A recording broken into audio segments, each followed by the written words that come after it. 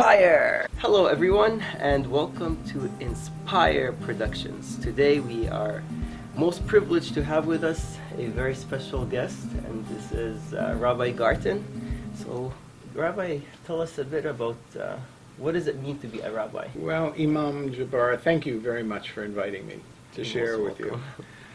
The role of the rabbi is to teach Jewish tradition, be it liturgical tradition or ritual tradition or sacred text, and to use the teachings to help inspire members of the Jewish community to deepen their connection to the God of Abraham, Isaac, and Jacob. So what got you into the clerical work, into becoming a rabbi? Did you always want to be a rabbi growing up, or was it something? So I think every rabbi has a unique story about what leads them to want to be a rabbi. And even those of us who may have wanted to do this very early in life, the truth is that there's always a transitional, transformative moment. And when I had graduated from university, I went to Israel and had a much deepened sense of Jewish peoplehood and Jewish religious life than I had growing up in the United States, and found that it had a serious impact on my life, and thought that I could be helpful to others to find how their Jewish tradition would be transformative or potentially transformative in their life. Now we're coming on to the high holidays, and this is a very unique time because this is one of the first times, probably in forever, that both the Jewish and the Islamic high holidays are going to be coinciding at the same time. And so we have Rosh Hashanah is coming up this Wednesday night, which is also the beginning of the new Islamic month of Dhul Hijjah, which is considered the holiest month in Islamic year. And then we have 10 holy days in Islam. These are considered to be the holiest days of the year. The Quran calls them Ayyamullah, which are the days of God, God's days.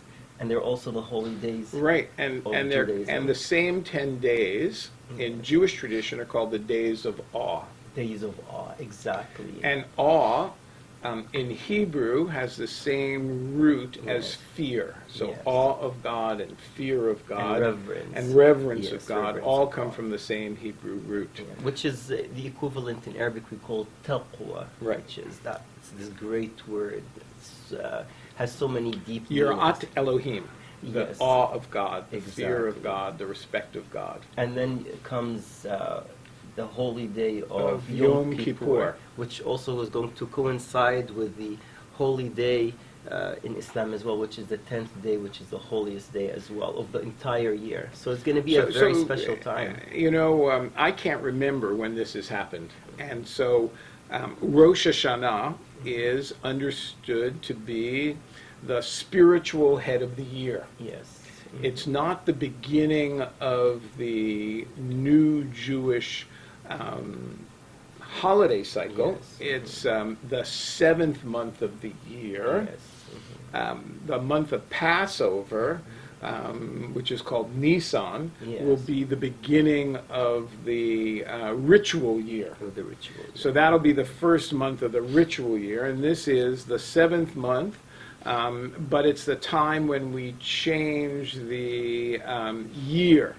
So this is considered the first day of the new year, 5775. And the Torah, the 5 books of Moses, tell us that in the first day of the 7th month there shall be a convocation of the sounding of the ram's horn. Which is the shofar. Which is the shofar. And so there will be a ceremony, a liturgical ceremony of blowing of the shofar. It occurs on Thursday Yes. of this week, and for those Jewish communities that celebrate 2 days of the holiday, Yes. it will be Friday morning as well. Yes. And then 10 days later, we have Yom HaKippurim, the Day of Repentance. Repentance. And on that day, Jews around the world will gather together to offer repentance for their sins. Yes. And it's considered a day of collective repentance and individual repentance. Yes. And before all of this starts, we had the Selihot on Right. Saturday, So which is also repentance. the Rosh Hashanah Yes. begins on the first day of the Hebrew month of Tishrei. And the month before is the month of Elul. Yes. And each day there are particular prayers that are offered to help the individual Jew get ready for the holy days. Yes. And the Saturday night before Rosh Hashanah, which this year was just this past Saturday night, was called Slichot. And in Hebrew that means pardon me. And there are a series of petitionary prayers that are offered at midnight Yes. in order to help the individual get ready for the Jewish experience of coming closer to their God. To their God. Yeah. And so, which is your favorite Selihot? Because there are many different. Right. So Who's there? Slichot refers to the grouping of the prayers. I think that for me, the So the entire Slichot, the entire period is one of personal reflection, but it's also, as a rabbi, the time when you begin to think about how your community can repair itself. Yes. Rather than just the individual, you do that, but you also think about how the community can look to what will make it a more covenantal community, what will strengthen its covenant. Individually, we know that that comes through prayer and through acts of righteousness and through repentance. But what does a community do that strengthens its essential covenant with its Yes. God? And for me, that's really an interesting rabbinic question. Yes. So do you have an answer? No. Every year it changes. Yes. Some years I think it's through social justice. Yes. Some years I think it's through greater commitment to the Jewish community as Yes. opposed to the wider community. Yes. Some years I think it's about personal commitment to each other. Yes. Which is very important. Right. So I think it tends to morph depending on the circumstances in which we live. So at this time, I think it's also a time to remember God's characteristic as being overly merciful. So this is where God's mercy is remembered, right? So as we have in the Psalm, where God is referred to as Rahum Hanun, right? So can you explain that? Sure. What's There's this Rahum lovely Hanun? there's this lovely section both in the Psalms and in the book of Exodus, Yes. in which the Hebrew says El Rahum v'Hanun, Yes. Erech Hapayim, V'Rav Chesed. Yes. God is a merciful one, El Rahum v'Hanun, one who offers great support. Yes. In spite of our deeds, God remains a supportive and merciful God. Yes. And we need to remember, according to our liturgy, Yes. that it's we who change, not God who changes. Exactly.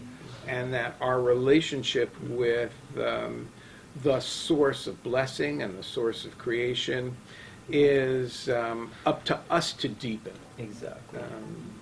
So this corresponds, we have Rahum and Hanun, which correspond in Islam to the Rahman, which is mentioned almost at the beginning of every Quranic chapter except for one.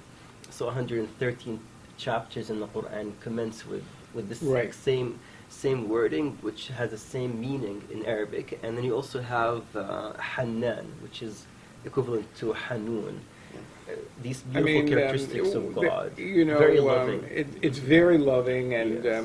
one of the most beautiful things of the confluence of the two holidays is it reminds us not only of our genetic origins, Yes. but our linguistic origins and the similarities of Yes. language and the meaning Yes. that we both place on language Exactly. as an essential statement of our faith. Yes, and the thing that's so amazing is that Rosh Hashanah, we have the blowing of the shofar, and the shofar, of course, corresponds to the ram's horn and the story of the sacrifice Of Isaac, right? And it's so amazing because this is the same thing that's commemorated during these 10 days. Because going back to Abraham, people like pilgrimage, remembering Abraham and his sacrifice, and God giving the ram in place of his son.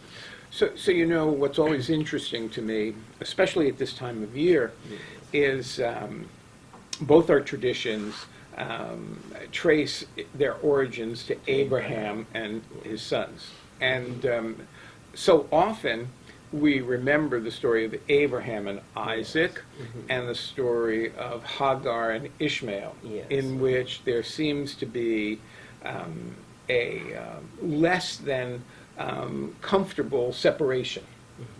But what people forget is at the end of the Abraham story, Isaac and Ishmael come back together. Yes, and we see that in the Old Testament. And the text tells us that they came together for their father's funeral, and that though they were separated early and had very little to do with each other, if anything, in the book of Genesis, at the end of the Abraham story, they come together and find comfort in each other, over their father's death, and leave very much committed to each other as stepbrothers. Exactly. And I think that's a lesson that we need to take, is that we need to look at the common ground that we have among the different religions and look at what binds us and what joins us and what unites us more than that which separates. Because when we actually look, especially between Islam and Judaism, there's so many things in common. It's mind-boggling. Even in terms of the vocabulary that's utilized, the terminology, the concepts, they are so similar and they're so close to each other.